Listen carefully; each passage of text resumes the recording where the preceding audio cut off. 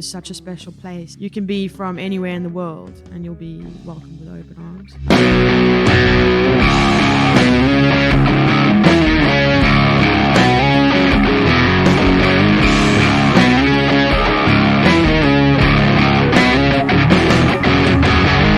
Hello everyone, welcome back to Breaking Bread, the food podcast that takes you behind the scenes of the most exciting food scene in the UK, without a doubt. Birmingham's where it's at, people. Yes, forget everywhere else. I ain't even saying the M word. Keep that M word Keep the M word out of my dirty mouth. Today's episode with the brilliant Lydia. We talk about how she built her businesses, Warwick St Kitchen in Leamington, St Kitchen in St Paul's Square, and then onto a bakery. We talk about some of the challenges that she's been through. We get lots of business. I mean, listen, if you're starting a restaurant or a hospitality business, this is the episode for you. Deep dive into like her philosophies, training, stuff like that, which ties into her new course that she's doing, how to open a cafe. If you want to open a business, even just a normal business, there's so much you could take out of this episode. Yeah, her course is called How to Open a Coffee Shop, but like, if I was opening any business, I'd be taking that course. Yeah. Definitely. And she's very honest, and we get into the realities of owning businesses. So before we get into that, I'd like to thank our sponsors who made this all possible. Well, the video bits, obviously. We would still be doing podcasts, but it would probably be about 10 years till we got to video. You wouldn't see these beautiful faces. Because I'm getting used to it now, you know. I'm getting used to it. I don't even think about it, you know. Yeah, so thanks to our first ever sponsor, Burning Barn Rum. Just absolutely love those guys. Love their story, love the brand, love what they stand for. Locally made, award-winning craft rum. Delicious rum as well. Yeah, more importantly, just good rum. Just tastes good. It goes well with loads of stuff. Yeah, they talk about their smoked rum old-fashioned in the podcast. I'm like, oh, I bet that's good. It's nice. It's made for that kind of thing. If you're a local bar or something like that, get them on your shelves. Notes for that in the show notes. And then our second sponsor, the brilliant Easy Food. They're on a mission to support businesses. So away by doing this, they're scrapping this stupid rip-off 40 to 30%, whatever the big apps are charging. Forget that. £1.50 flat fee. Just makes sense, doesn't it? It's better. It's a better system. It's way better. There's no need to be charging people that. But then it's also having like the local reps like Harm. So you can phone them up and say, Harm, there's someone on the end of the phone. So many people we heard who are with other big apps and they're like, you just can't get hold of a rep or something goes wrong, can't get hold of them. Easy Food's on hand. Yeah. And it's made in Birmingham, which is even better. Go check them out as well in our show notes. All links, everything here. Oh, in this episode as well, we talk a lot about books. I'm going to put links to them books in the show notes. Not affiliate or nothing. I just want you to go and look at them. Yeah, you like a book. Yeah, I love books, man. We got deep into the books. How are you keeping, man? Good, really good. How are you? Very good. You will. No, like we haven't been. That was like a. I felt like that was a bit of a kind of therapy session, and like, no, genuinely, mate. How are you? I think sometimes this is a therapy session. Mate, it's good to talk. It's good to actually speak face to face, not just argue with strangers on X. You know, it's always nice. Well, you've gone with the X. Yeah, I still say Twitter. I still say Twitter. I don't know why I say X because there's a part of this podcast where I do say X Twitter or whatever you call it nowadays. Yeah, it's gone to a bit. I think that's probably what its name is now. Everyone just says, X Twitter, whatever it's called. Yeah. No one knows. It's rubbish anyway. It's really rubbish. It's got worse. It's gone massively downhill. It's got way worse. But this isn't the social media podcast. This is the food podcast. The last episode we were on a rant about t-shirts. Now we're on about social media. Yeah. I feel like we should do a current affairs podcast. Get it out there. Where have we been eating? Because I think every option we talk about when we talk about food, we both went to. There's a trend there. We eat together a lot. We have families, we have wives, but we eat together a lot. Occasionally we don't, but I think everywhere I've wrote down, we do. That's the thing, mate. We've done this podcast because our favourite hobby is eating out. Yeah. And this just gives us the chance to just go and eat out. We've got an excuse to eat out now. It's for the podcast. We have to go check you out. We've got, right, I'm going to talk about upstairs. Litchfield. Nice. Tom's place. How good's that? I mean, ironically, most listened to episode from the last series by more. So if you haven't listened to that, there's no video, but just go and listen to it. Go listen to it. I think we said in that how long we had to wait to get a table. Yeah. Like you got to book a year in advance to go there now. They've just released bookings for like Christmas 2025. And I'm like, wow. And it's sold out straight away. I'm not surprised. I'm not surprised. It's fantastic. It's a great restaurant. And him, like the nicest guy ever. Yeah. Nicest guy ever. Just so talented. Talented, nice, beautiful. Brilliant. Sickening. Sickening. Makes me sick. He's so nice. He's so cool. He's just... Yeah.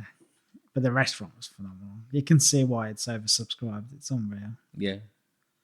You can see it's worth the wait as well, to be honest. Some great food going on there.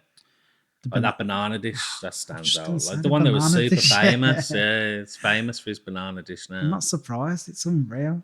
The popping candy and everything. It's just a fun way to finish it.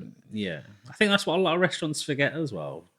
They've got to be fun. You want to put a smile on your face. Yeah. Not just from a great taste, but just like a bit of fun. What better way to take us back to our childhoods than giving us a real nice fun dessert, you know? Yeah. Everyone everyone at our age watched Banana Man. Yeah. Man, that's an old one. There's people sitting there going, "What's Banana Man?" Yeah. I like as well, it wasn't like a million courses. It was like not small, but like it wasn't just a mouthful of food. Yeah, there was some bigger courses involved. It was very filling, but it was like it wasn't just one thing. Oh, no, I've enjoyed that, but I could have done me more of that. It was everything on that plate, banging. I was very happy. Me too, mate. I was we need to book again, really. We might as well. For 2026. That long ago, that long till we can actually go. It's been 2 years since we went to upstairs. He's got plans in the pipeline, I think, to make it bigger. So I think he could treble the size. He'd still be booked out. Yeah. Nice little trip to Lichfield. It's a nice little place. Yeah, it's only up the road as well. Where you been eating? Where we've been eating. Where we've been eating. Where we've been eating. We went to the Warmore. Probably Warmore Oak. It's just the pub of the moment, I think, isn't it? Like everyone seems to be heading down to Wild Oak. Warmore Oak, even. Warmore Oak. I think parts of this country are really lucky that they can get loads of good, really good, honest, properly cooked pub food. And we have lots of pubs that do like good food and good, more sort of bar food. But if you want, we don't like really a have lots of them for a 3-course pub restaurant, I don't think there's. We don't have lots of really pubs doing any kind of good food, really. There's a couple in Birmingham, and that's about it. You've got the Plough, the church, do a good option in Yeah, there, the restaurant at the back. church. But if you want just like the countryside sort of gastro pub vibe, that's the only one I can really think of is the Wildmore, Yeah. and it's good. Ah, It's so good. it was really. It's everything you want from a country pub. You know, you want a roaring fire and hot whiskies and stuff. And Guinness was good. yeah, Guinness was good. That's always In the a good winter. start for me. but then in the summer, nice beer garden. It's got the best of both. I had the pork belly to start with. That was, yeah, It was huge. yeah. Oh, It was, like a it was a main big course. start.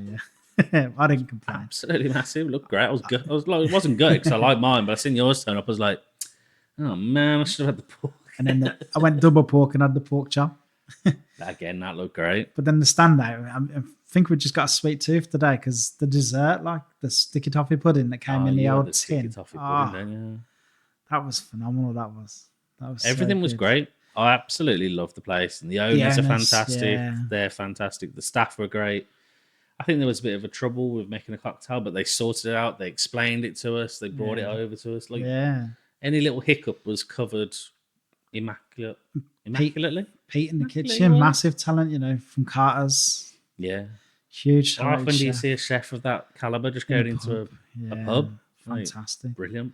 You know, as well, when we went, me and my wife went back for Sunday lunch there a few weeks ago. I know, she went Everyone slow, was talking busy. about Sunday lunch. I was like, I've got to go and try Sunday lunch now. If it's going to be good anyway, it's going to be there. And it didn't disappoint. It was unreal. But we sat down and my wife was like, oh, I can't remember the cocktail I had last time. And straight away, one of the owners was like, oh, you had this one actually.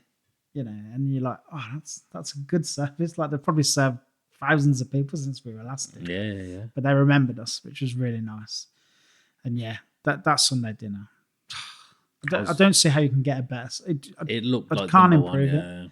the stuffing, it can be stuffing for a start. You don't really get stuffing, which was 99% pork meat. Should be, but I make it. It It's was like incredible. literally just pork meat. Yeah, it was basically just that, and it was just, and the gravy felt like it took like a week to make. Probably did. Yeah, really special. Great place. Just wish we had something like that in the middle of Just a Birmingham. bit closer. Yeah, something in the middle of Birmingham. Take one of them big pubs, and just turn it into a real gastro pub. We need it. We need it. Yeah, we do. I'm not going to get into what we need. That's a whole episode. We need more entrepreneurs. Entrepreneurs. Food entrepreneurs. They have a special name, but I can't remember it. Like Lydia, who just goes opening cool businesses. Yeah. That's what we need. So today's episode is with Lydia. I like that tie-in. That was nice. It's like I've been practicing that. I know, so. yeah. Did you practice that? No, that was one take as well. Wow. There's no outtakes there. Yeah. Absolute cracking episode. Like we said in the start, you need to watch this episode if you are even dreaming of opening your own restaurant. Start here. Start If by you're even listening just to the interested in podcast. how it happens, Yeah. how do you go about it? Yeah. Like I was fascinated. Yeah, so if you do get any value from this podcast, you enjoy it, share the link with your friends, please. The more people that listen, the better, or subscribe to us, even better. And the more people that do, the further it pushes along the algorithm, and we become rich and famous. No, I'm joking. We don't. There's only one of them things I want to be. And I don't really want to be. But anyway, I'm getting lost there. I made a joke, and now I made myself laugh, and now I'm getting carried away. But either way, just help us promote Birmingham by sharing that message as far and wide as possible. Hope you all enjoy this episode with Lydia.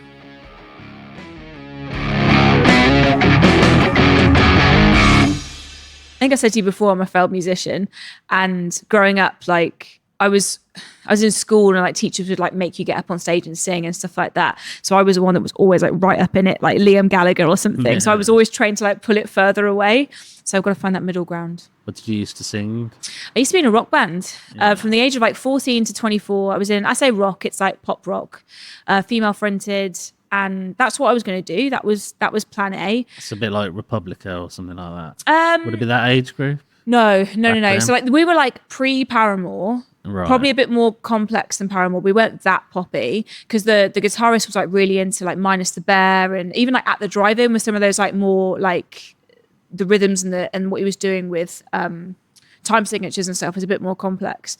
But yeah, I did that for years, lived in a transit van, and it didn't work out. And surprise, unfortunately.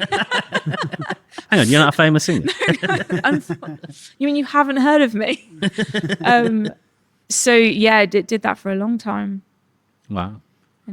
But what I was telling a story the other day, actually, this is irrelevant, but we're talking about work experience because this is the time of year where we get a lot of people saying, hey, can I come and do work experience?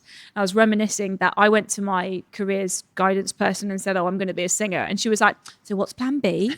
And I was like, I don't have plan B. What are you talking about? And she put me in hospitality for a week. No. And I was like, fuck you, bitch. And then I was like, oh my God, she was right. Literally, look where I've ended up. I need to look her up and be like, man. yeah, you knew. She's Nostradamus. She knows what's going on, man. Absolute legend. So I'm actually going to keep all that in. This is where we're going to That's a good story. start right in the middle. Yeah, nice. You've been here before, kind of. I have, Different yeah. times, not in real life. We were saying, I'm not sure it was even like over Zoom or anything. It was just literally a phone call. Beginning of the pandemic, we were just saying, in the midst of my despair, will the business survive? Yeah, and that was probably one of my lowest moments, actually. So I hope it didn't come across that depressing. I don't know, maybe. No, I don't know, who quite cares the anymore? opposite. God, we've got to know. have this girl back again. Get the violin out. Yeah, it was wild. Quite the opposite. It was very inspiring. I think that was half the reason why I wanted to get you back in and do this again, because there was so much good stuff on there. I mean, I think we'd like arranged to do it as some kind of like, everyone was busy cooking and making stuff at the time, and we were like, let's do some recipes. And then I feel like, that didn't really do it justice. Like there was so much better stuff in there. It was. I remember sitting there thinking, wow, this is inspiring. This is good stuff. And I even listened back to it today. I was like, Yeah. Oh, This is thank you. fantastic. That's so great. Great. Can't wait. I forgot about the making the food thing though. I remember there was like a how to poach a perfect egg from Yeah. George, the exec chef. And I still follow that every time I poach an egg. Yeah. So that was super useful. Yeah, it was good. But things have changed. You've still got Saint. That you were only just started here when we last spoke. Yeah, so we opened Saint like 3 months before the pandemic kicked off, Bad timing. which was Jesus, that's unlucky, isn't it? yeah. But there are people who have worse stories. Yeah, Like of course there Morridge, is. they got their keys on the first day of lockdown, stuff like that. So I know we've all been in it. We've all Even been there. Dishoom. Yes, someone as big yeah. as Oh Dishoom. yeah, that opened straight. They would have sunk a lot of money into that. Like, yeah, it was bad times. But actually, we came out the other end of it in a position where somehow we were able to expand again. We just by hook or by crook, by like getting our head down and just working so hard. We opened a third site. I remember viewing the property whilst there was still some kind of lockdown restrictions. I can't remember where we were with it. And then, yeah, so we opened April. So it took us ages to refurb the venue. It's in Warwick. It's a purpose-built bakery. And it took us ages to do that. So we opened in like April 2022. I think I always forget the years. These last few years just all meld into one. So yeah, now 3 sites. So the one in Leamington, number 1, St Kitchen, where we are today. And then Warwick, the bakery, which is a cafe, but also a wholesale bakery that sells to like 30 other businesses across the Midlands. Cool businesses too. Like really, we've got some like cool people that we work with, which is awesome. 30, that's a lot. Yeah. I mean, like, yeah. Is that all bread or is that just cakes or is it a mix? Bread, pastries, but yeah, a lot of bread, man. A lot of bread, like sourdough focaccia, because a lot of restaurants want to serve really nice focaccia. It's really labor intensive to make it and to make it well. I got tired reading the recipe. And it's messy as well, you know, like it's really messy. So we get to serve some really great stuff to some really great people, and also people that I had no idea existed as well. And that's what's really beautiful, is it stretched my knowledge of cafes and restaurants across the Midlands, and like, you know, places that I go now, but also people that we don't work with anymore. Like we worked with Trentina for a long time with their bread, and not anymore for whatever reason. They're making their own, and that's really cool. But to have been part of that journey is also really awesome, because they're a great company. All's going well, it's fair to say. Yeah, I think so. Like I'm not ashamed to admit it, I've had really dark times over the past couple of years. Like when we built the bakery, halfway through that refurb project, which was expensive anyway, was when we got hit by all of the like cost of living price increases and loads of knock-on effect from Brexit. There was the oil crisis as a result of what's going on in Ukraine and still is going on. There were flour price increases, which when you're opening a bakery is really good fun. All of the energy price, all of that stuff kicked in halfway through the refurb project. So there were some elements of it where we were just like 30, 40% off, like out of budget. And there were moments where I was like, do we just give up? Like at what point do we just say we've run out of money? We can't do this anymore. But that's unfortunately or fortunately just not in me. Like I can't do that. So I was like, no, I'm going to make this happen. And I managed to convince our bank to give us some money, which again, hospitality, convincing them to give money to us was not easy, and managed to get out of it. But then we were just in this cash flow hole, you know, as a result of that. You know, you've got your startup business woes anyway. And then having come out of that refurb project, which had gone so wildly over budget, it's really only recently that we've been like, okay, breathing space, you know, and largely because of energy bills, and that's like a whole other conversation. But I can do nothing. But I can do nothing about that. No. Can't do anything about that. You can't say, oh, turn the bread oven off, or turn down some lights. It's just not that simple, is it? When you're running a really complex business like that. But then personally, I'm in a much better place now, much more positive. I'm starting to see the future again now and getting excited about options and where we're going to go from here. So it's been a roller coaster. Let's put it that way. I remember when you first got, you were like, fair to say, more of a front of house, more of a coffee kind of person. And then you realised very quickly you needed to do food. So you took on George, your business partner. So for the bakery, did you find like a baker or an expert or? Well, George, unfortunately for him, is also a very skilled baker. Oh. So he, again, has been like the real driving force behind like quality control and processes. Like he's not there baking every day. We have a head baker and she's incredible. We have a really great team of bakers. And when we started up the bakery, we actually moved a guy. I might have talked about him in the first podcast. His name's Phil, and he was this incredibly talented chef and great pastry chef. And he said he wanted to run a bakery. So when we built this bakery, we're like, hey, go be head baker. He's moved on now. He's moved on to something else. But for the first at least year of that business, he was absolutely integral to that. Yeah. And like all props to him for being that skilled, reliable person. But now we have 5 bakers headed up by an incredibly talented baker called Chelsea. And then, yeah, George is her boss, still there, grafting away. He just knows food and understands food in a way that blows my mind every day. So I completely trust him to head up that side of things. Did he hire the bakers as well? Because getting anyone to work in hospitality at the moment is hard, but finding actual bakers that can bake, that can't be easy. It's kind of a big group project. Like we obviously advertise, we do social media, but a lot of it's word of mouth, actually. We find one baker and they're like, oh, there was this person that was on my course. I wonder what they're doing these days. And they'll go and look them up. And we're kind of savage about just relentlessly being like, hey, remember us? You still happy in your job? Do you want to come work for us? You sure you're happy? Yeah. And we also put a lot of effort into, so yeah, he does the interviewing and that kind of thing. But we are really stringent about, I say putting on a show. It's not a show. We do have a really great company culture. But on their trial shift, I always say to the guys, you're selling us too. Remember that, because they can work lots of places and everybody's pretty much paying the same and everybody's pretty much offering the same. I know there are still some toxic places, but we're getting much better. So we need to be on our best form that day. We need to show them this is a great place to work and make them excited to want to be here. I want them to leave that trial shift and be like, damn, I really hope I get that job.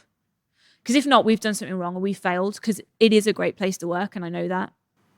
And I know you feel the same as I do. It's such an incredible industry and there's so many different kinds of opportunities and stuff, but it's so negatively thought upon and looked down upon. And it's like, the world's your oyster. That's one of the things that we really focus on in the podcast. We try and have people who and make an effort to keep the conversation in that direction of this is where hospitality can take you. We've had chefs that have chefed all over the world. Dan Lee, who was a chef on a yacht for years, living the dream before coming back and winning MasterChef. It's stories like that. Yeah, there's about people that have been to Dubai and opened restaurants for famous chefs, like New York. We've had people that have opened up for famous chefs in New York. Do you get annoyed, especially people in the industry who talk down upon the industry?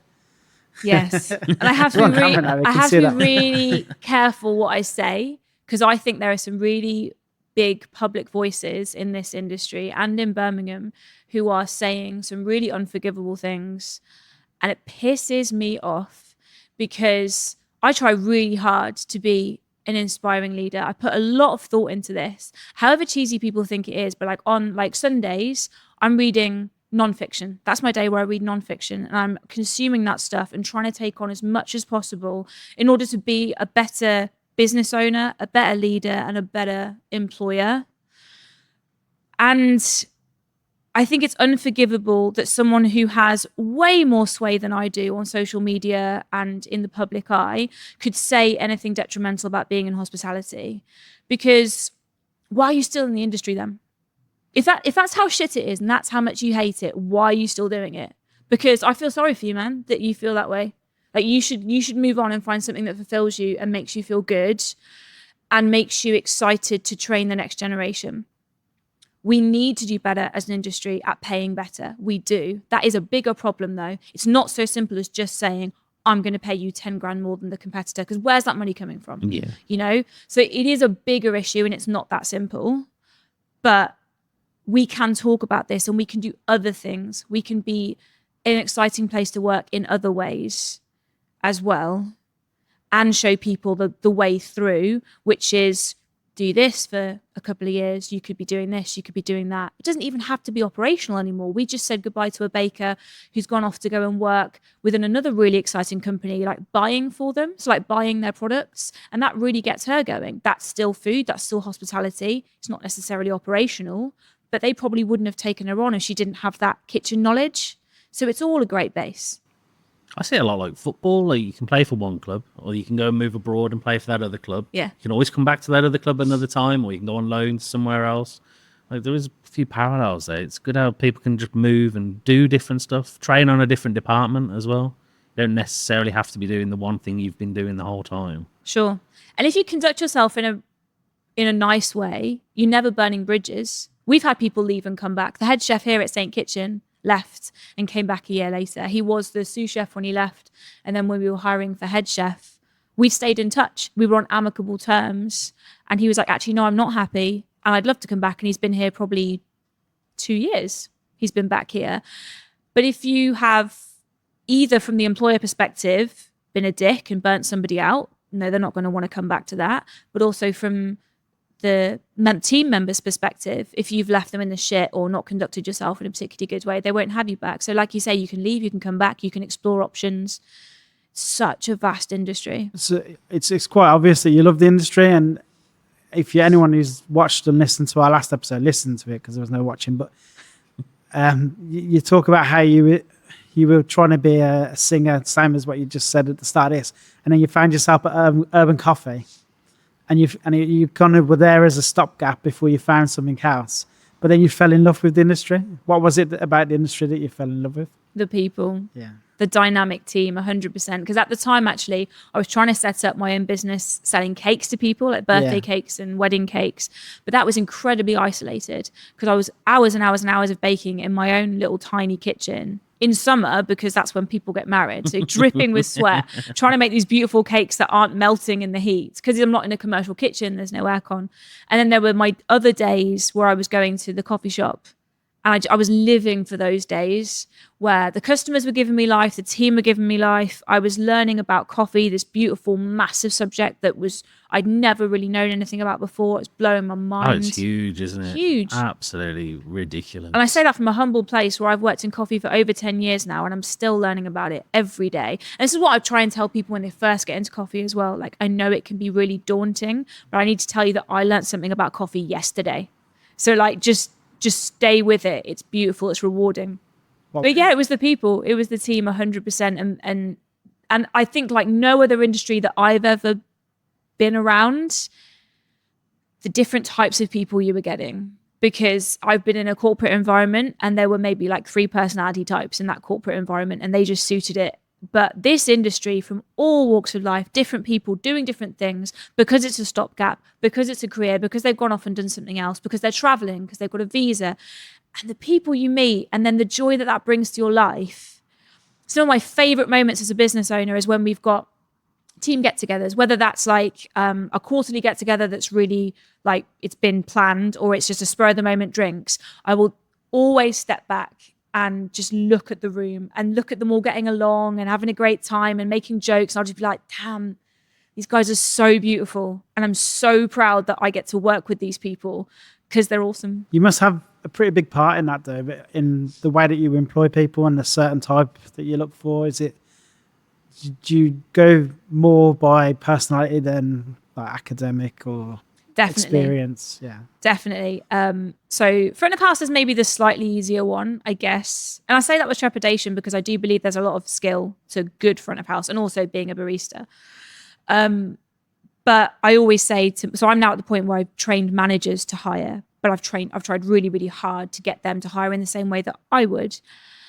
But then chefs as well, I always say try not to get bogged down in the CV, because you could have the best CV in the world and this person could walk through the door with really bad habits, a massive ego. I'm not saying it's always the case, but we've had great success with people who have no kitchen experience or little kitchen experience or really, really passionate home chefs. They send a CV that's got nothing kitchen related on it, but there's this like half-page cover letter where they're telling you how much they love food and how they make this in their spare time, and oh, I've been to St Kitchen and that Reuben bagel blew my mind. I'm like, hire this person. Like literally sign on the dotted line. Okay, we have to look like we're hard to get, whatever, but hire this person. And we've had some great people from exactly that way. Because you can't teach that passion. You can inspire passion, that's not true. But that level of passion is really hard to find. More of a love. Yeah. the love for food or hospitality or Absolutely. coffee. Yeah, exactly. Yeah. And it's hospitality in the broader sense of what it means to be hospitable, to be welcoming. Ultimately, we are people pleasers. And that might sound like a negative thing, but we're turning it into our superpower. We are saying, no, I'm a people pleaser, and I'm going to spend my life trying to give people a really great experience. Everything sounds awesome, and but I know working in the industry before that it doesn't work like that. It's not everything is awesome all the time.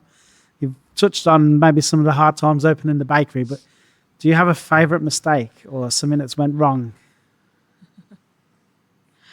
My favorite thing that went wrong is probably the first thing that went really wrong for us. Obviously, there's a million little mistakes that I don't even remember because I try not to dwell on them.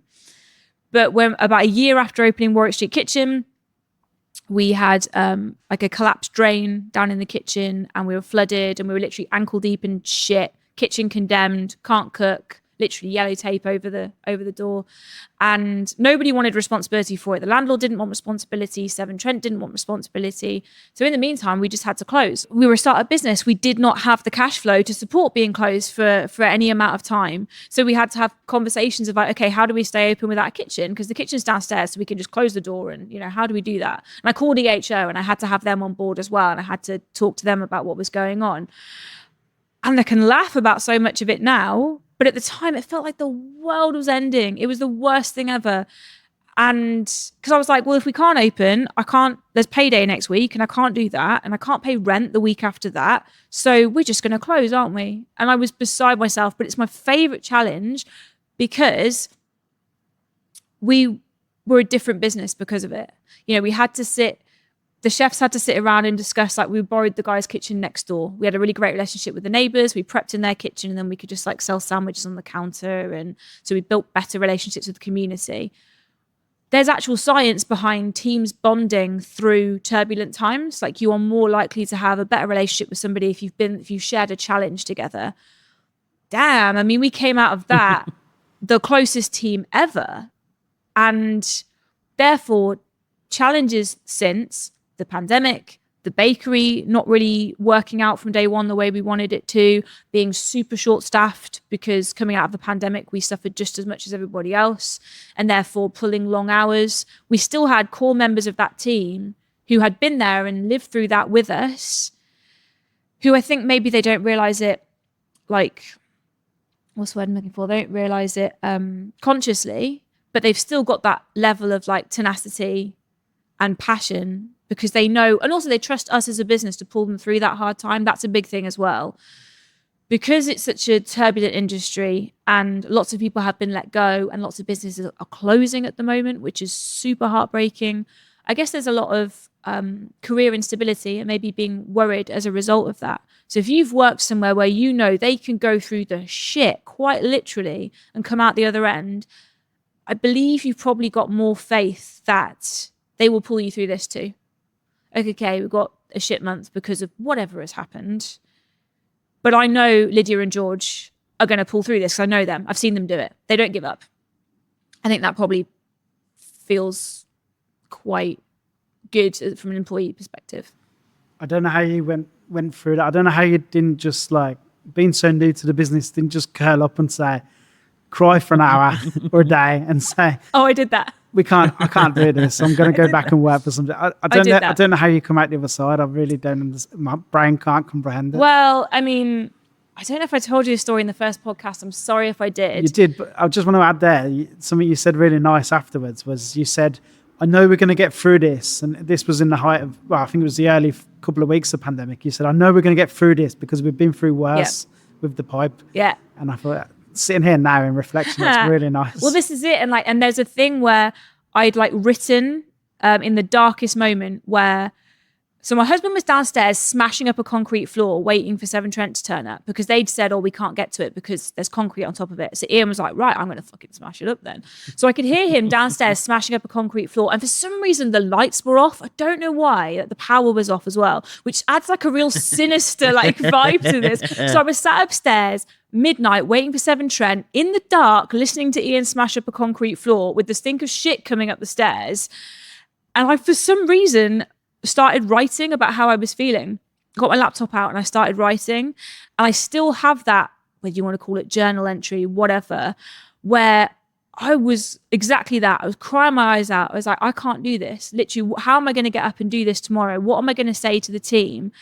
And I will now still read that to this day when I'm going through something tough, because I'm like, look how down she was and how in the trenches she was.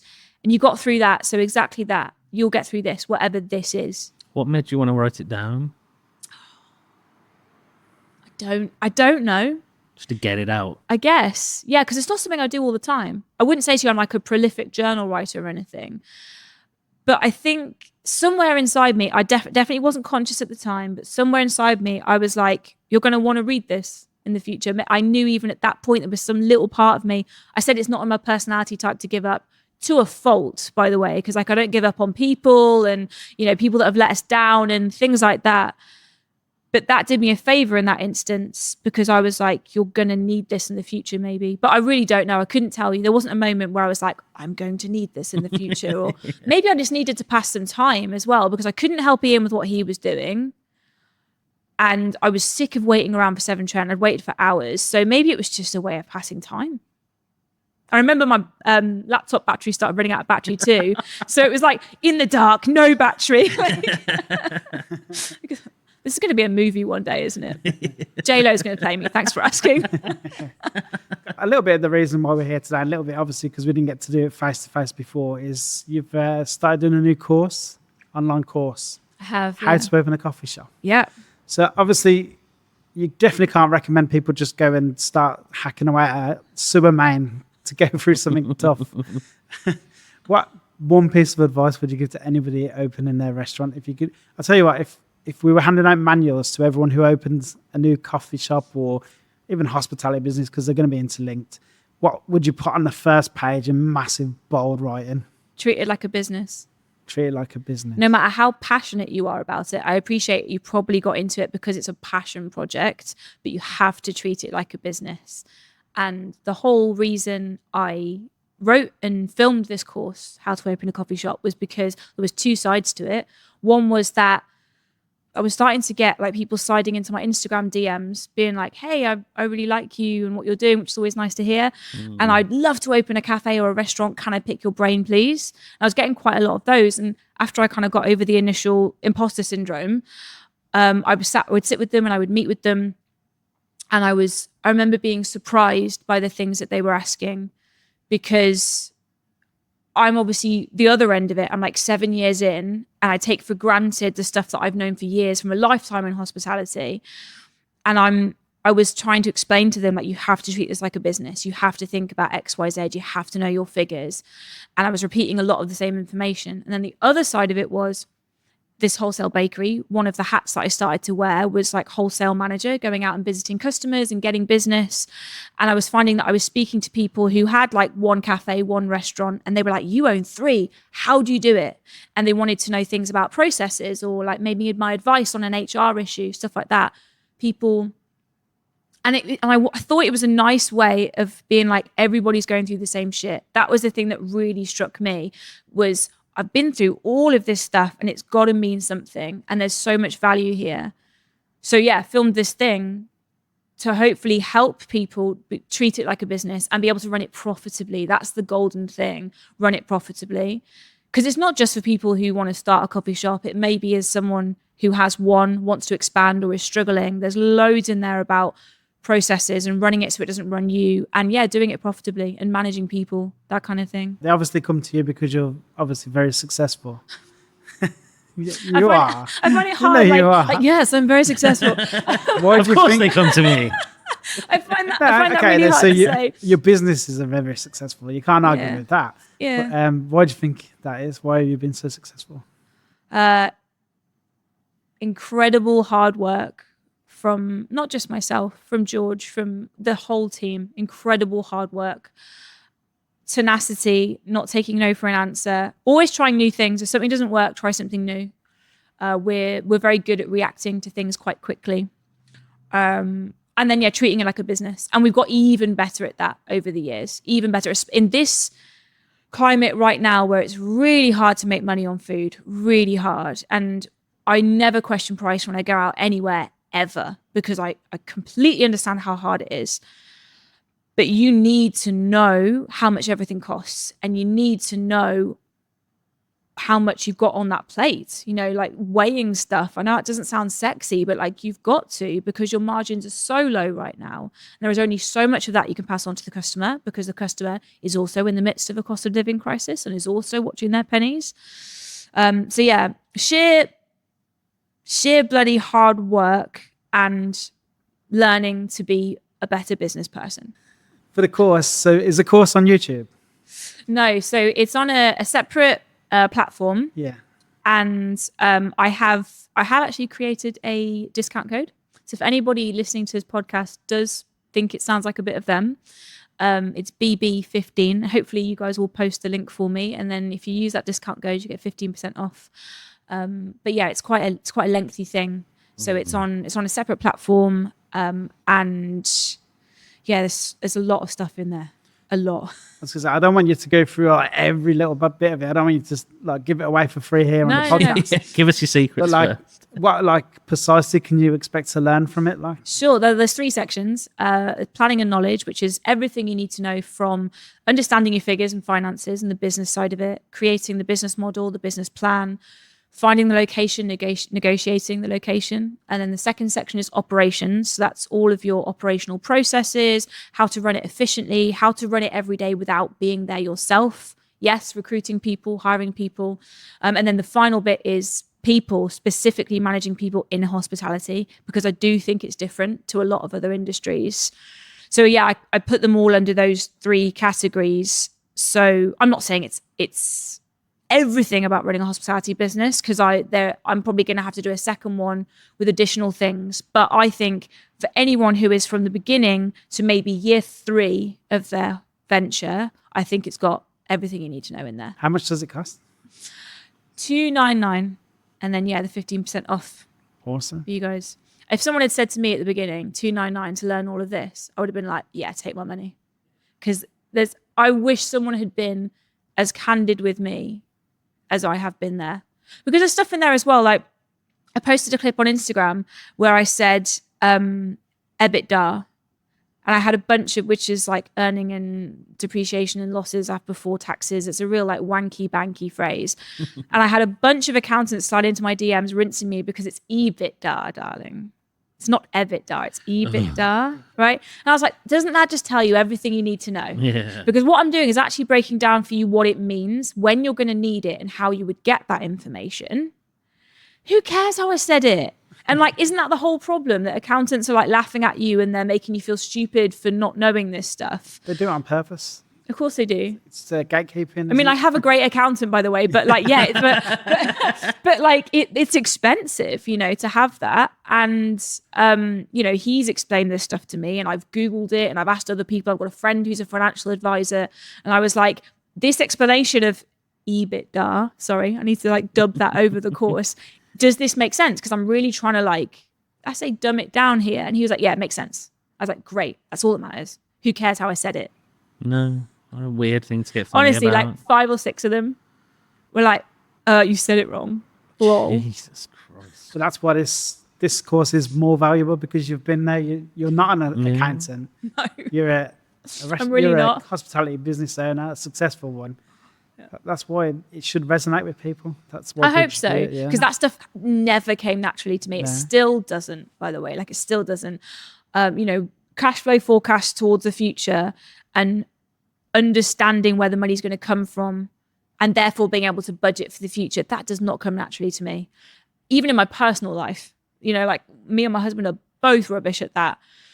But you have to know it. You have to have an understanding, and you have to be able to sit down and force yourself to do it, especially in the early days, because later on you might be able to outsource it to somebody else. I have a finance assistant now who does a lot of like the financy bookkeeping things. Great. She's better at it than I am. But in the early days, couldn't afford to pay her to do that. So I had to know how to do it. So yeah, if you're at the beginning stages there, this is about what do they call it? Bootstrapping of it and getting it done. I've seen you go over not so much the negatives, but the pitfalls and the bits that really get on people's nerves about the industry as well. I'll be completely honest. If you're on the the fence about maybe not doing it, it might even scare you off because there are some realities there. And I've probably just done myself out of a couple of sales there.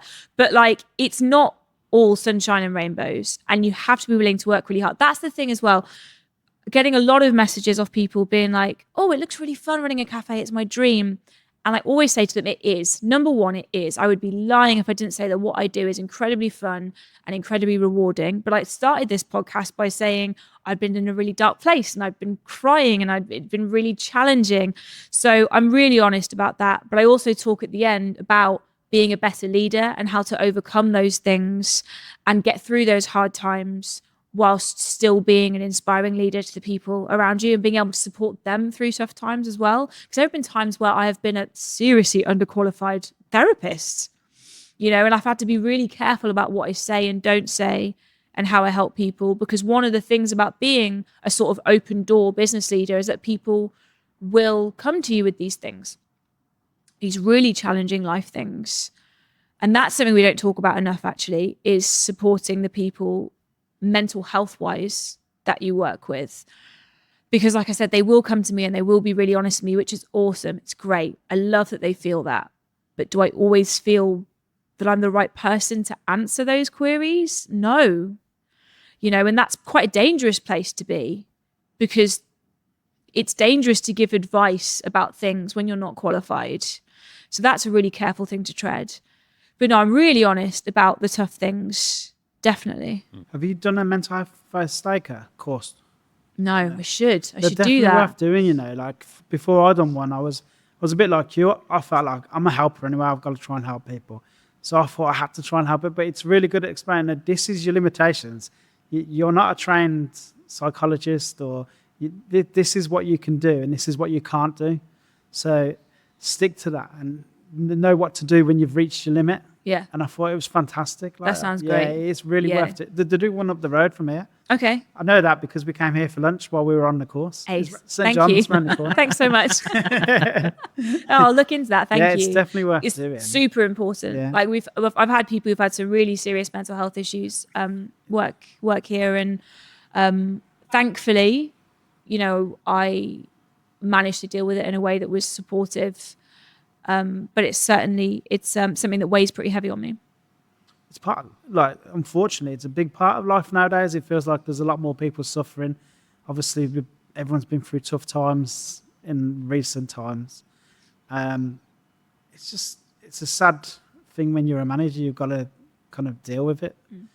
The other thing as well is having managers who maybe suffer with anxiety or depression themselves, having their team members coming to them and relying on them with things, and then being like, I'm trying really hard not to get triggered here. What am I meant to do? That's another tough one as well, because hopefully they can relate in a way that's like, you're not alone. I feel this thing too. But sometimes people really need a really strong person to lean on. And I'm just trying to encourage people to be honest and say, I'm not in a place where I can do this right now. I really want to help you. And they can offer like, how about you talk to this person instead? Or do you want me to see when Lydia's available? Things like that. Just have a selection of choices that they can choose from if they don't feel equipped to listen themselves at that moment. That's a bad part of hospitality as well, because you're customer facing. Yeah. So if you have a bad day, it's really hard not to wear it. You've got to smile. You've got to pretend everything's fantastic. I don't know. It depends who you are as a person, because some people cite it as like one of the things that saves them, in that they have to come somewhere where they are being held accountable to perform in a certain way. And also there are strict rules and boundaries, aren't there? Like you say, hey, how are you? And like the expectation's there, but it never really goes that much deeper than that, especially not in this like fast casual setting that we do. Very rarely, we do have customers that do treat us like therapists, but it's very rare. So, but there are other people who just can't deal in that scenario. They can't think of anything worse than getting out of bed and going and being sociable. And that's tough as well, because obviously we have an industry that relies on people being here. Like this place, if we're short-staffed by 2 people, even 1 person, the knock-on effect that has to everybody else's mental health, because they're run ragged, they're put under pressure, the customer gets angry at them because something's taken longer. The knock-on effect is huge as well. So it's such a tense thing, because you have to be super supportive of somebody's needs. But like I said, the business needs people here, and I don't know how to deal with that. I really don't. That's something I'm still trying to figure out It's how a lot to of deal with. responsibility as well when you've already got a lot of responsibility on top of keeping them in a job. Yeah. As well as actually having to look Totally. after them while they're in it. And like you say, you're a helper. Like I absolutely want to fix everyone and everything. So like I take that home with me. And if I think there's something I could have done better, I struggle really hard not to like pick up my phone and text that person again and like maybe try and carry on trying to fix it. But it's like, no, that's not appropriate. And also boundaries for myself at that point. But yeah, I'm constantly thinking over what could I have done better and how is this person, when is it appropriate to check in with them again and all of those things. Good to remember that you don't have to be perfect as a manager or as a business owner. It comes, everyone thinks that's why a lot of people don't do it, because they feel, oh, I'll wait until I'm perfect at this or I'll wait until I'm perfect at that. But, you know, you're only human. Like you're gonna have the same trouble as everybody else has. Just because you're an owner or a manager doesn't mean that that's it. You're immune to all of that. That's my number one tip actually for new managers. You've hit on it straight away, where I'm like, first of all, I need you to know that you're not going to know everything and people are going to throw something at you that you are like, have no idea how to deal with. And I would just own it. I just say, tell them, you know what? I don't know how to deal with this. And like, tell them, even if you want, say this verbatim, I don't know how to deal with this, but this deserves my attention and I want to deal with it well. So do you mind if I go away for a few days and think about it, blah, blah, blah. As long as you come back to them when you say you're going to come back to them, that's the important thing, having integrity and doing the thing you said you were going to do. I think people will respect your honesty way more than if you tried to bullshit your way through. And there are some things that are way more urgent than others. And in which point I'm like, come to me. Revert to me, absolutely. But just own it, be honest. Because that's super intimidating. Being like, tomorrow I have to be the all-knowing manager that knows everything and knows how to deal with everything. Like, damn, that's really intense. Yeah. So I coach them through practicing certain skills week on week on week. Like, okay, so you want to be better at listening. Next week, you want to do this, this, this, and this, and just focus on listening. Break it down into, okay, name the 5. I mean, how deep do you want to go into this? I'm like, name the 3 things that made the best manager you've ever had the best manager you've ever had. Then they always say things like they were really, really honest, they listened really well, and they worked really hard or something like that. I'm like, right, well, the work really hard, you've already nailed because that's why you're here.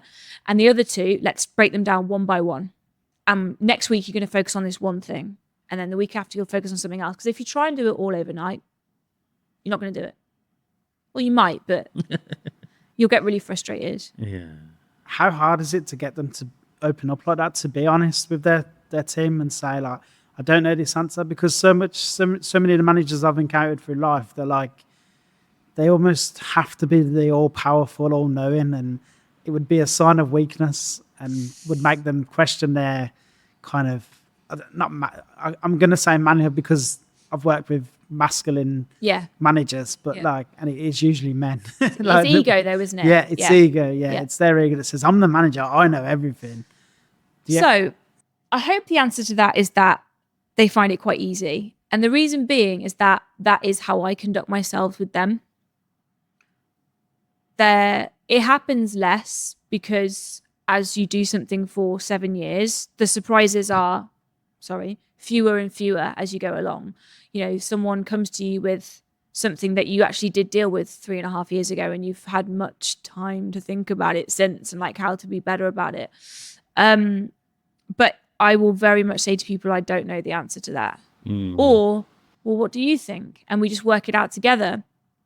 The other day, sat here actually on table 4, if you were wondering, I invited George over to discuss something and we ended up sitting down for an hour talking about a bunch of things. And by the end of it, we'd solved like 6 problems. I was like, we should do this more often. Like, and all of this happened because somebody said the word like focaccia sandwich. That's a really long story that I can't tell you now, but like it literally started from that. And then we ended on this journey where we'd just solved a bunch of problems just by talking backwards and forwards. And that's a really powerful thing, asking, you know what, I'm not sure, what do you think? And working it out together. I think a lot of time people do know the answer. They just sort of need guiding in their own brain towards it. Yeah.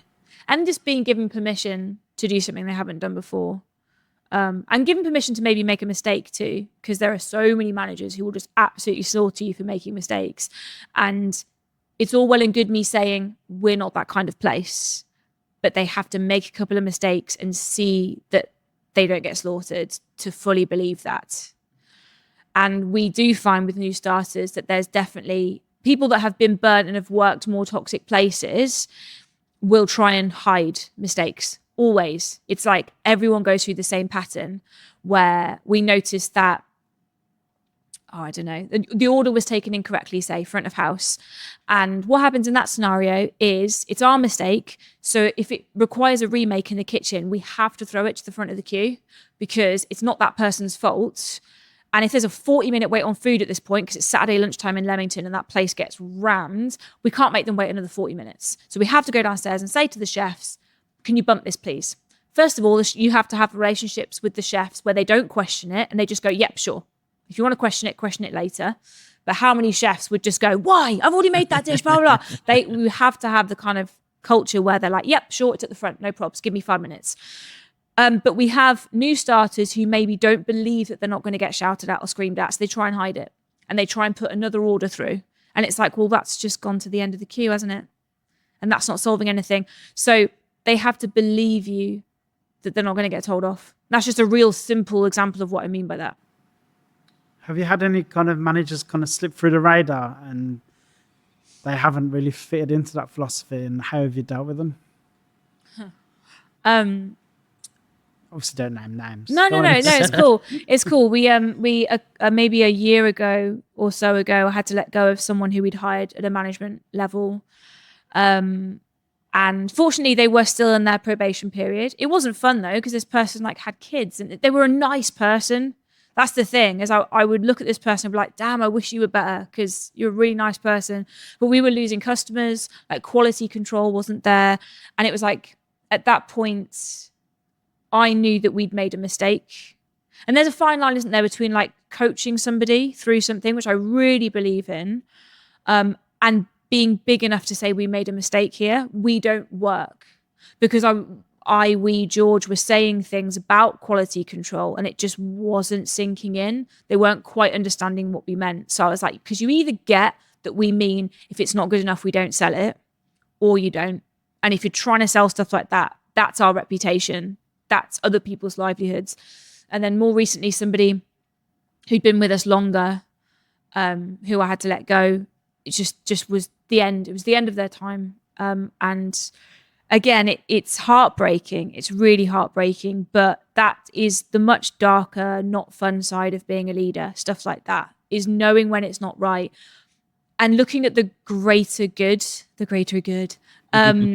because we have a team of 48 to 50 people, depending on the month and what's going on. And if I want to carry on employing this person because I like them and because I've got history and because I know that they've worked their ass off in the past, but it's losing us business and is therefore putting everybody else's livelihood at risk, what are you going to do? That's the tough decision that no one else wants to make. And actually, when I came back in from letting go of the first story I told you, I came back in, they said goodbye, and it's always like a bit of a weird moment when that happens. And there's a discussion in the room, and somebody says, damn, I couldn't do that. I don't know how you do it. And someone else went, that's why she's the boss. And I was just like, yeah, I guess. You take that for granted, but that's the stuff. Like, someone's got to do it. But you're kind of doing him a favour as well, because he obviously, his heart really wasn't in it. If he was true to himself or their self, then they would sit back and say, I probably had lost love for the job, or it wasn't for me. And now they might go and find something else that they really do love. So I really hope so. And that's how I sleep at night, by the way, telling myself exactly that. Because like one of those stories, I still miss working with this person to this day. Like, there's a lot of history there. But it was the right thing to do for the business. Yeah, I hope that they go and do something that they really enjoy because they deserve it. We kind of got sidetracked from their course to there, and I don't really know how. That's the beauty of this, right? That's where we go. I feel like it ties in, but was there anything else you want to talk about specifically about the course? I don't think so. It's just like, I did it because I believe it needed to be done, because there are so many people that want to do this thing that we do. And it's very, very fulfilling, but it's only fulfilling if you do it right. Otherwise, it can absolutely ruin your life. It can absolutely own you. and bankrupt you. And that's heartbreaking. I hate those stories. You know, when you're opening Instagram and someone else has closed down, someone else has closed down. And sometimes it's the right decision for them. Sometimes it's the end of a really horrible story. And I feel that. So I feel like in learning those lessons from what people were asking me for and from what customers were saying, I've put together something of great value that I hope can be really useful to people. I couldn't be fake about it because I've lived it for 7 years. I am still living it and I still do this and still have plans to keep doing this for a long time. Yeah. So it's not your get rich quick scheme. Absolutely not. I mean, if so, this is the longest get rich quick scheme I've ever done. You know, like that's the thing as well. Like hospitality is not a get rich quick scheme. Like it's not. It's not at all. Well, yeah. You know, the margins just aren't there for that. You have to be in it to love it. If you don't, I think people can see through it so easily. And this is something I say a lot. I think that the half-assed market is full. It's brimming. Don't be another one of those. Don't. Because yes, you know what? It probably is quite easy to open a cafe. You could probably do it. You know, if you've got 20 grand in the bank, you could do it and you could do it shit. Is that what you want? Like, many people have given it a go. Right. But I always think about future me and what's going to make future me proud. And I want to be proud. I want to feel like we did something that stood out. Something that not only was really meaningful to customers, but to team members as well. That's what drives me. That's what motivates me. Like some people are, I served an amazing cup of coffee today and that's awesome. And I get a lot from that too. But I get my motivation from feeling like I've enabled that feeling for loads of people. Like for the chef to be really proud of the dish that he's made or the special he's put on. For the baker to be like, not only have I made an amazing loaf of bread, but that's on the dish of a restaurant in Birmingham that I've never been to. Like that's a really great feeling. And I love that we have enabled that. And yeah, that's what gets me going. I always say this is my favorite ever quote, but it's the quote where it says nobody's obsessed with oxygen. Profit and money is not the reason to anything. It's a bit like oxygen in that nobody's obsessed with oxygen, but we all need oxygen to live. Yes. And that should be your profit. You shouldn't be obsessed with profit. You need profit to live. Yeah. But it's not shouldn't be your whole purpose for doing anything really. Absolutely. In life, in opening a business or anything. Absolutely. I believe that you can find something you love that, brings you oxygen. I like that. Yeah. I'm going to steal that. Yeah. I wish I could remember who I stole it from. I'll Google it. It's fine. If you're happy with that, we can move on to books. Yes. Because in the last podcast, you gave me loads of books and I was like, I went and read them and there were Did you really? Oh, good for you. I mean, I'm driving all the time. So yeah, I'm listening to audiobooks all the time. So I definitely want to get an update on what you're reading, what's good. I don't remember what I recommended last time. I don't want to repeat. But something that I read right at the beginning of the business journey, which changed the way that I thought about processes, is called the E-Myth. And they've done like the E-Myth Revisited. I actually listened to that as well, rather than read it. And it's based a lot around a woman that like owns a pie shop. So I obviously related to it quite a lot. But it can be related to any business that needs processes and people in order to run. And that was a real thought process switch for me in terms of what all the things that I do and all the things that rely on me and actually giving those responsibilities to other people so that the business ran better. That's a really good book for that. It's called the E-Myth. Recently, I actually just finished on Sunday a book called The Power of Moments, which is probably the best nonfiction book I've read in ages. Yeah. And it's a lot about what makes moments important in your life, because you forget so many moments, right? And there are pivotal moments in everybody's life.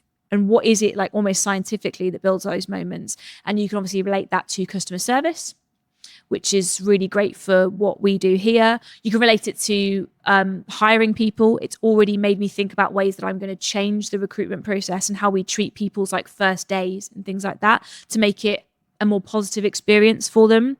And it's super easy to read because I hate those nonfiction books that are really like scientific. I just can't get through it. Yeah. You're not grabbing me. It was written in a way that was readable. So that was really great. And then just finished listening to the one I've listened to is called Leading Without Authority. And that was really cool because I believe a lot in, you don't rule by fear. You're not like, you just do what I say because I'm the boss. And it's a lot about teams working together, because obviously in hospitality you have the great historical front of house, back of house divide, right? And it's famous. And And this book really helped me understand more. I think we do pretty well in that, by the way, but it really helped me a lot more to understand the relationship between people and why maybe they don't want to tell each other what to do or question each other because of these like clear lines of authority that we've been given. And be a bit more like, we're doing this just to work together better. And that was had some really good stuff in there. Sounds like you could write a book. Does generally, like your podcast, well, you could write a book how to open a coffee shop and put it in a book and sell that as well. Maybe that's part next 2 stage. is the book. Yeah, I think the thing is that the course for me just felt a bit more natural because I quite like talking and speaking, and because I'm a failed musician, I'm a performer. Do you know what I mean? Like it kind of comes naturally to me. But I have a friend that wrote a book and man, it sounds like graft. She was writing like 8 hours a day and it took her a year because there's all the different edits and wild. I think to do it well, and that's the thing, I'd want to do it really well. Never say never though. I feel like a course though is something people might actually use. How many books do people read and then just think that they've got so much from and then just throw it to one side and never use again?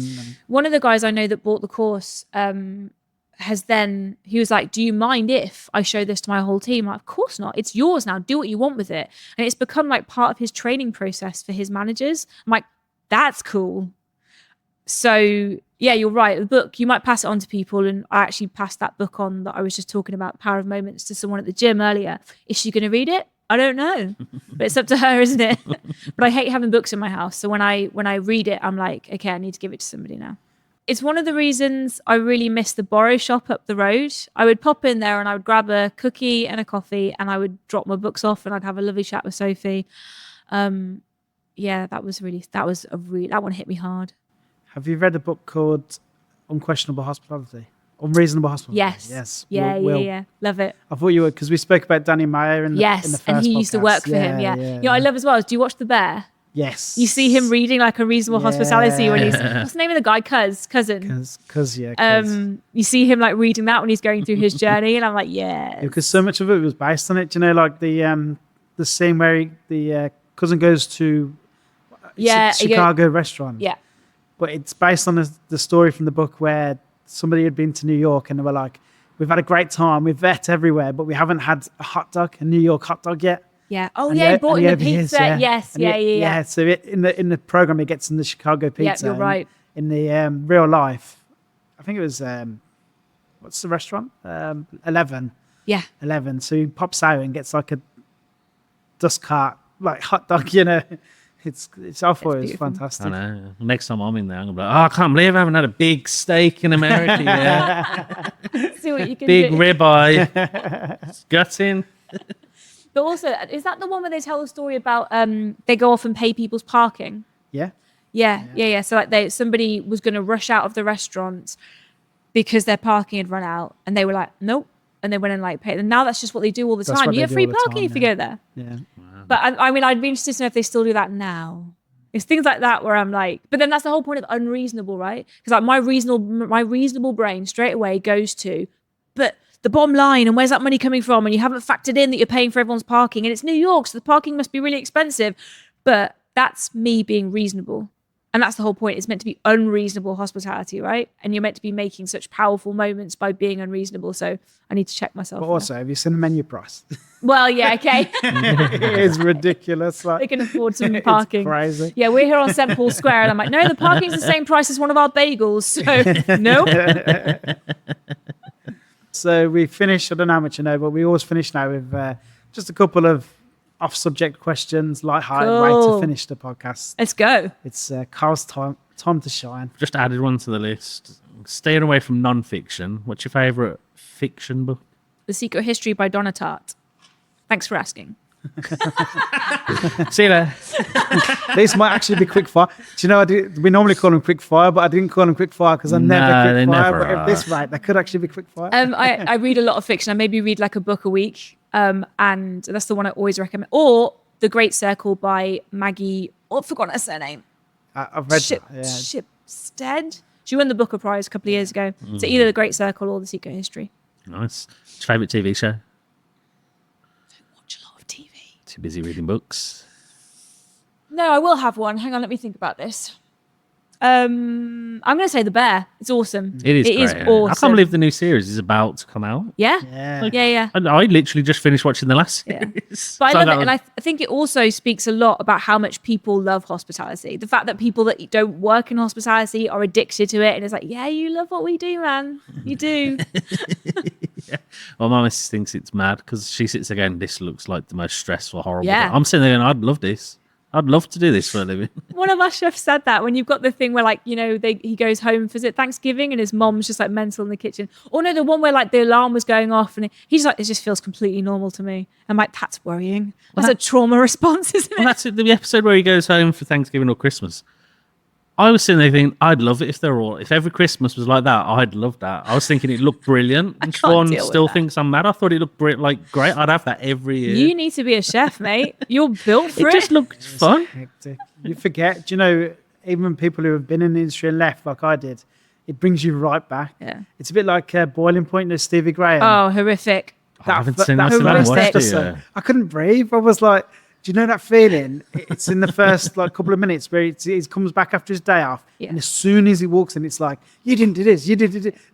And EHO's here. I remember that feeling. I remember that feeling of enjoying my 2 days off, but coming towards the end of my 2 days off and feeling the absolute dread of going back in and knowing I was going to get hammered for stuff I'd done 2 days ago. I mean, that's a toxic place to work, isn't it? Weatherspoons But- for a start. Oh gosh. But Talk about toxic. watching that, I couldn't sleep that night because I just felt like I'd been on the worst shift of my life. And isn't that good TV? Yeah, that's fantastic. When it yeah. gets you, He yeah. played it so well. I Yeah. could feel his pain. I was like, yeah, I can't breathe. I'm exactly like this fella here. Like, And as soon as you had the significance of that salad dressing, they said something. I was like, that's going to be an allergy. I said to Ian, my husband, that's going to be an allergy. And he was like, what? And then it happened and she had the nut allergy. He's like, how did you know that? And I was like, because I've done this my whole life.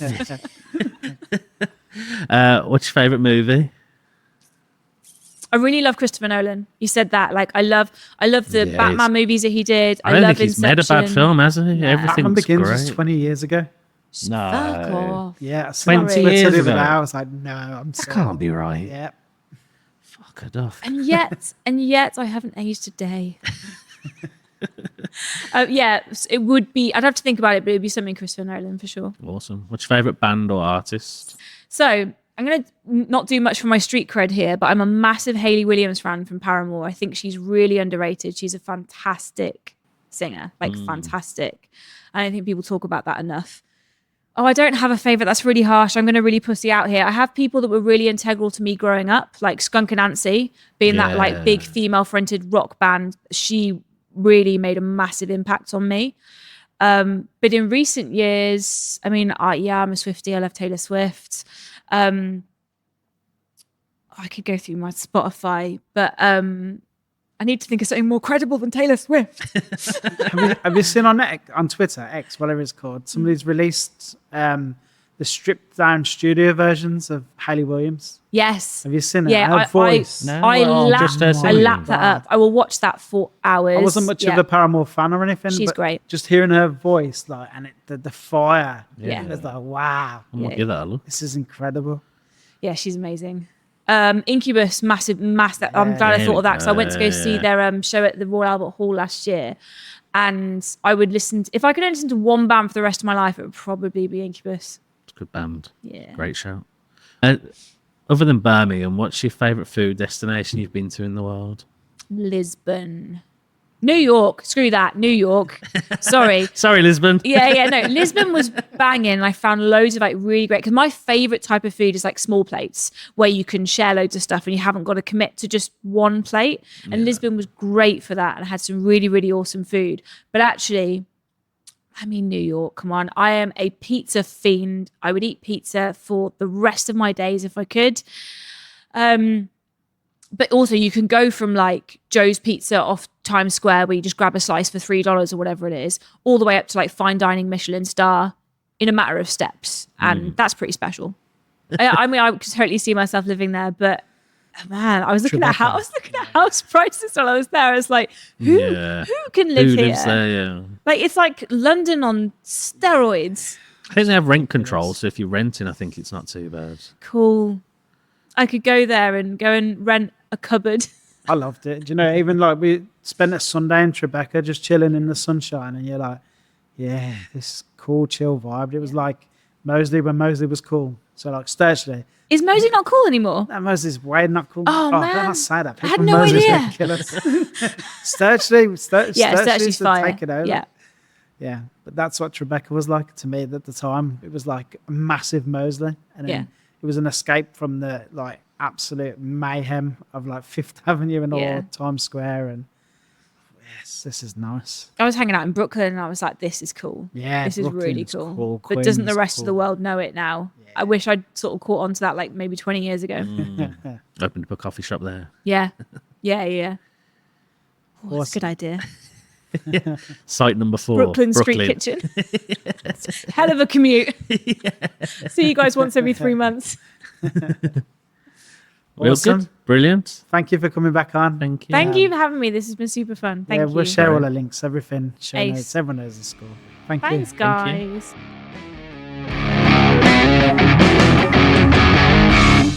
There's another one in the bag. We are halfway through this season. and Halfway it's just point.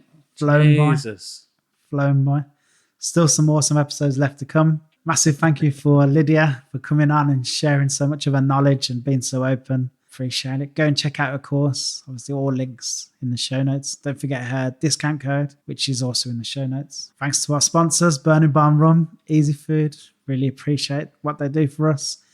And really appreciate you, the listener, the person who watches. Well, it's just us two sitting talking to that camera, without someone on the other end. Yeah, Well, at yeah. the moment it is anyway. Yeah, this is all for you, and we appreciate every last one of you. Obviously, if you do love it, tell someone. Just tell someone what we're doing for Birmingham and tell them how great Birmingham is. I'll tell you what, don't even tell them about us. Just go and tell someone how great Birmingham is.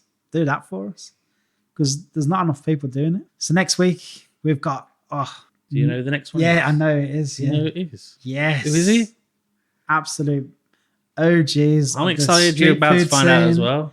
OGs of the street food scene, OGs of the burger scene, basically invented the burger scene in Birmingham.